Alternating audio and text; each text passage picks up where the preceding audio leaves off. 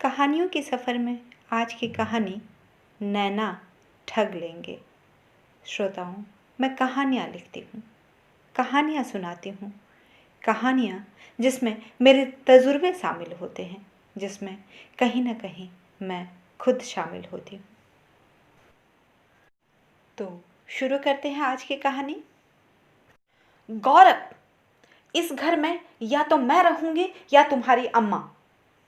कौन रहेगा? ये फैसला तुम्हें आज करना है, अभी करना है। गौरव की पत्नी शनाया ने मुंह बनाते हुए कहा और कमरे से निकल गई। शनाया भारतीय संस्कृति पर रिसर्च करने ऑस्ट्रेलिया से भारत आई थी और रिसर्च करते करते कब पुरातत्व विभाग के प्रोफेसर गौरव शेखावत से दिल लगा बैठी, ये तो वे दोनों ही जाने। लेकिन प्रेमिका बनना जितना आसान था, बहू बनना उतना ही मुश्किल। यह बात शादी के दूसरे दिन ही शनाया जान गई थी, जब छोटे छोटे कपड़े पहनकर कमरे से बाहर निकली थी। सासू माँ विभावरी देवी ने जोरदार फटकार लगाई। ये है हमारी संस्कृति। ये अभी मुंह दिखाई की रस्म होगी और ये बहू। विभावरी देवी आगे कुछ भी बोलती उसके पहले गौरव ने दूर से हाथ जोड़ लिए और चुप रहने का इशारा किया। माँ भनभनाती हुई कमरे में चली गई। गौरव पीछे पीछे कमरे में दाखिल हुआ। कह देती हूँ, कह दे बहू से, हमारे साथ रहना है तो हमारे रीत रिवाज अपनाए या फिर कर लो जो मन में आए। कहते हुए कमरे का दरवाजा अंदर से बंद कर लिया था विभावरी देवी ने। सासू माँ समय के साथ बदलने को तैयार न थी। नतीजा यह हुआ कि शनाया ने उन्हें वृद्धाश्रम भेजने के लिए गौरव को मना लिया। भूरी आंखों और बालों में खोया गौरव सब कुछ ताक पर रखकर इस बात के लिए राजी भी हो गया। पिता की मृत्यु के बाद सारी बिरादरी के सामने उसने वादा किया था कि उन्हें कोई कष्ट होने न देगा, पर आज इस निर्णय को लेते वक्त उसे तनिक भी ग्लानि नहीं हो रही थी। हाय रे नियति। दूसरे दिन सुबह सुबह, अम्मा तुम जल्दी से तैयार हो जाओ, हमें बाहर निकलना है। गौरव ने कमरे के बाहर से ही आवाज लगाई। अच्छा, कहाँ चलना है हमें? जमीनी हकीकत से अनजान विभावरी देवी ने पूछा। तुम्हें वृद्धाश्रम में भर्ती कर देता हूँ, वहाँ तुम्हें सब सहूलियतें मिलेंगी। वहाँ तुम्हारी उम्र के ही बहुत से लोग होंगे, उनके साथ तुम खुश रहोगी। गौरव ने नजरें नीची करके सारी बातें कह डाली। क्या क्या कह रहे हो तुम गौरव? मैं वृद्धाश्रम जा रही हूँ। विभावरी देवी ने हसरत भरी निगाह से पूरे मकान को देखा, कमरे के हर एक कोने को निहारा, जिसे बनाने के लिए उन्होंने अपनी सारी जमा पूंजी खर्च कर दी थी। आज उन्हें उसी घर से निकाला जा रहा था। बेटा, मैं तो पोते पोतियों के साथ खेलना चाहती हूँ। अपने अंतिम दिनों को तुम सभी के साथ बिताना चाहती हूँ। आंखों से बह रहे आंसुओं को आंचल से पोंछते हुए कहा उन्होंने। बस बस, ज़्यादा टेसू मत बहाओ, जल्दी चुपचाप तैयार हो जाओ। और हाँ, अपने जरूरियात सामान बांधना मत भूलना। कहकर गौरव अपने कमरे में चला गया। करीब आधे घंटे बाद गौरव उन्हें वृद्धाश्रम छोड़ आया था। घर में जैसे शांति सी छा गई थी। अब शनाया अपनी मर्जी की मालकिन बनकर रहने लगी थी, जिसमें गौरव ने उसका पूरा साथ दिया था। पर समय बहुत बलवान होता है। इस बात से अनजान शनाया और गौरव एक दिन शॉपिंग करके आ रहे थे कि तभी एक ट्रक ने उन्हें टक्कर मार दी। दोनों लहूलुहान होकर बहुत दूर जाकर गिरे। गौरव को थोड़ी बहुत चोट लगी थी, वह बच गया, लेकिन शनाया की हालत बेहद गंभीर थी। उसे हॉस्पिटल में भर्ती किया गया। आईसीयू से बाहर आने वाले डॉक्टर से गौरव ने घबरा कर पूछा, मेरी पत्नी कैसी है डॉक्टर साहब? वैसे तो उनके जीवन को कोई खतरा नहीं है, पर एक्सीडेंट में कुछ कांच के टुकड़े उनके आंखों में लगने से उनकी आंखों की रोशनी जाती रही, और ये कहते हुए मुझे बेहद खेद है कि वे अब कभी देख नहीं पाएंगी। डॉक्टर गर्ग ने उसके कंधे को सहलाते हुए कहा और अपने केबिन में चले गए। नहीं नहीं, ऐसा नहीं हो सकता डॉक्टर साहब। आप कुछ करते क्यों नहीं डॉक्टर साहब? कोई कोई तो उपाय होगा, कोई तो इलाज होगा। मैं सब कुछ करने के लिए तैयार हूँ डॉक्टर, मैं सब कुछ करने के लिए तैयार हूँ, लेकिन मुझे उसी की आंखों की रोशनी चाहिए मुझे। गौरव ने डॉक्टर के आगे घुटने टेक दिए। उस वक्त वह भूल गया था कि शायद इसी तरह उसकी माँ ने भी कभी किसी के सामने घुटने टेके होंगे। हाँ, एक उपाय तो है। कोई मृत व्यक्ति अगर अपनी आंखें दान कर दे तो संभव है। वैसे हमने अपनी तरफ से आई बैंक को इन्फॉर्म कर दिया है।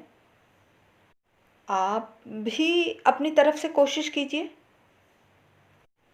गौरव हैरान परेशान इधर उधर देख ही रहा था कि तभी मोबाइल की घंटी बजी।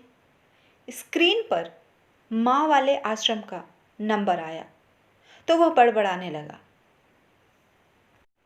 मैं यहाँ अलग परेशान हूँ और इस बुढ़िया को अपनी पड़ी है। मोबाइल की घंटी बार बार बज रही थी तो उसने चिढ़कर स्विच ऑफ कर दिया। बेचैन गौरव को वे दिन याद आने लगे।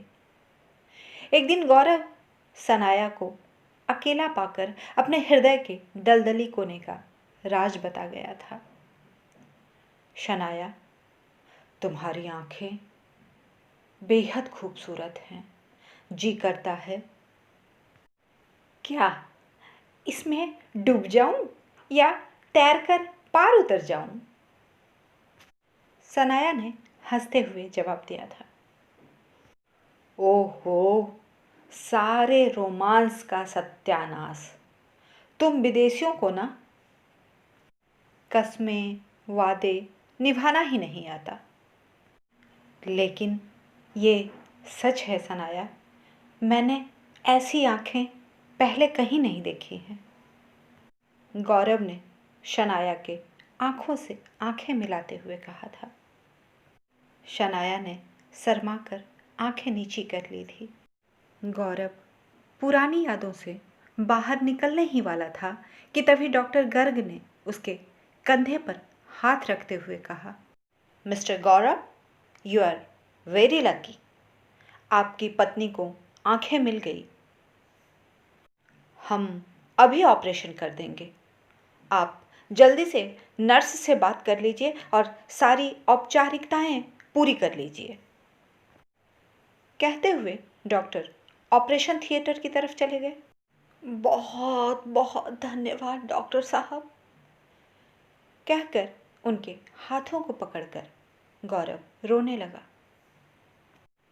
करीब 2 घंटे बाद ऑपरेशन थिएटर का बल्ब ऑफ हुआ। डॉक्टर साहब बाहर आए। शनाया कैसी है डॉक्टर साहब? Everything all right. 7 दिन बाद आंखों की पट्टी खोल देंगे। शनाया को होश आने में करीब 1-2 घंटे लग जाएंगे। उसके बाद आप उनसे मिल सकते हैं, कहकर डॉक्टर अपने वार्ड में चले गए थे। करीब 3 घंटे बाद शनाया को होश आया था। भगवान का लाख लाख शुक्र है, मेरी शनाया मुझे वापस मिल गई। गौरव ने शनाया के माथे को चूमते हुए कहा, हमें अम्मा को वृद्धाश्रम नहीं छोड़ना चाहिए था गौरव। मुझे लग रहा है यह सब उसी का नतीजा है। आप जाइए, उन्हें आप घर ले आइए प्लीज़। अब वे हमारे साथ रहेंगी। मेरी आँखों की पट्टी जब खुले तो मैं चाहती हूँ कि पहले मैं अम्मा को ही अपने नई आँखों से देखूं। शनाया के एक एक शब्द ग्लानि में डूबे हुए थे। ठीक है, तुम जैसा चाहती हो वैसा ही होगा, गौरव ने सोचते हुए कहा था। वैसे कल रात उसका बार बार फ़ोन आ रहा था, मैंने गुस्से से स्विच ऑफ कर दिया था। मैं तुम्हारे लिए बेहद परेशान था ना उस वक्त, मैं क्या करता बताओ। गौरव ने फ़ोन को स्विच ऑन करते हुए कहा, मैं अभी फ़ोन करके उन्हें तैयार रहने के लिए कह देता हूँ। गौरव फ़ोन मिलाने लगा, रिंग जाने लगी। हाँ हेलो मैडम, मैं विभावरी देवी का बेटा गौरव बोल रहा हूँ, अम्मा से बात करवाइए ज़रा। छी छी छी, शर्म नहीं आती आप लोगों को? आपने ऐसा कैसे कर दिया? आपने फ़ोन स्विच ऑफ कर दिया? आप पढ़े लिखे लोग हैं ना, पढ़े लिखे? अरे आप समझते क्यों नहीं हैं आप लोग? वृद्धाश्रम आप जैसे लोगों के लिए नहीं बना है। आप तो अपने माता पिता को बहुत अच्छी तरह से रख सकते हैं। अरे ये आश्रम तो उनके लिए बना है जिनका इस दुनिया में कोई नहीं होता, और आप पढ़े लिखे लोग इसे अपना सहूलियत बना लेते हैं। कल शाम उन्हें हार्ट अटैक हुआ था। जब होश में आई तो उन्होंने बेटे बहू से मिलने की इच्छा जाहिर की। हमने आपको बहुत कॉल किया, आप हमारे फ़ोन को काटते रहे। बाद में तो आपने स्विच ऑफ ही कर दिया। वे मृत्यु से लड़ती रहीं, फिर मृत्यु के आगोश में चली गईं। उनकी आखिरी इच्छा को भी पूरी न करने वाले क्या आप मनुष्य कहलाने के योग्य हैं? वृद्धाश्रम के वार्डन की एक एक शब्द जैसे गौरव को पत्थर का बनाए जा रही थी।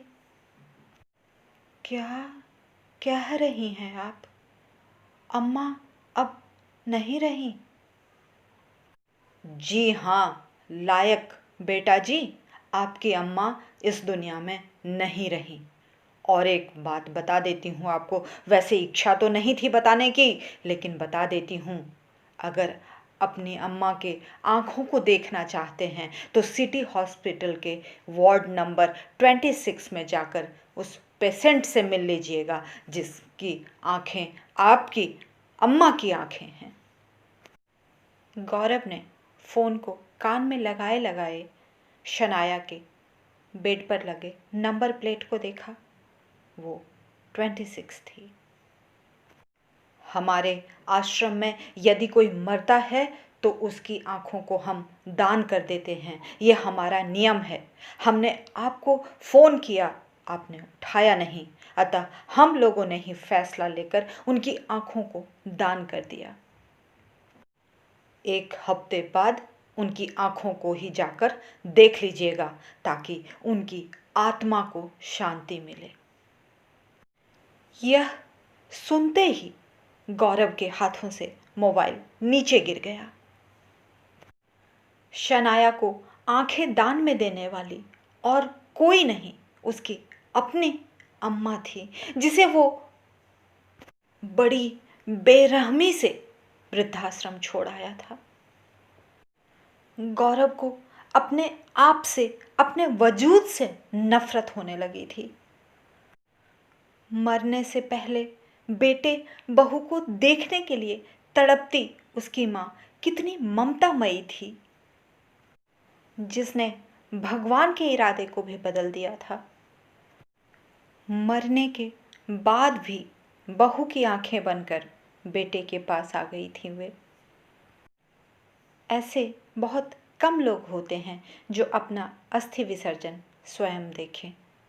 विभावरी देवी उनमें से एक थी। बस इतनी सी थी ये कहानी।